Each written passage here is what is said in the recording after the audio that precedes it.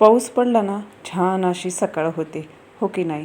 बघा पाणी किती महत्त्वाचं आहे. आणि आता सध्या तर उन्हाळा आहे, झाडांना पाणी भरपूर घातलं ना तर फुलं देखील छान येतात. अगदी तसंच आपलं देखील आहे. तुम्ही देखील पाणी वगैरे भरपूर प्या आणि आपली काळजी घ्या, आपल्या घरच्यांची काळजी घ्या. तर मी तर छान अशी देवपूजा केली होती. हे बाहेर तुळशीची देवपूजा होती, फुलं दिसले म्हणून म्हटलं की चला देवांना ठेवून घ्यावेत. तर आतमध्ये देखील मी नेऊन ठेवली नंतर फुलं.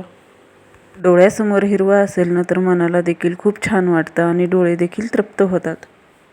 माझी इथं छान अशी पूजा झाली होती. आज ना माझी सकाळ थोडी वेगळीच होती, कारण अगोदर देवपूजा वगैरे केली आणि त्यानंतर स्वयंपाकाची तयारी केली होती.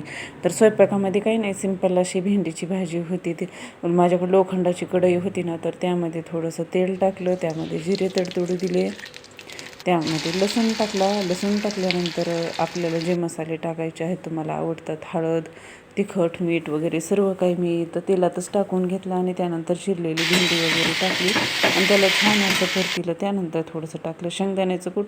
झाली साधी सिंपल अशी भेंडीची भाजी तयार. आणि हे काही आंब्याच्या फोडी आहेत, तर याला मी तोंडी लावण्यासाठी केलं होतं. तर असा होता आजचा मेनू. तर त्यानंतर ना मला जायचं होतं माझं म्हणजे ना बससाठी अर्ध तिकीट आहे ना, तर तेच करायचं होतं.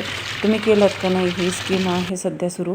तर गावाकडून आईने असे आंबे आणि मेथी होती, कोथिंबीर होती घरचीच आणि थोड्याशा शेंगा वगैरे घेऊन आली होती.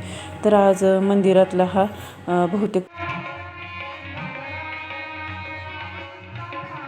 इथं गुलाबी साडी ट्राय केली होती बरं काय. आज काय माझा टोला वगैरे काही लागला नव्हता, मी मुद्दामहूनच गुलाबी साडी घालून गेलेली होती.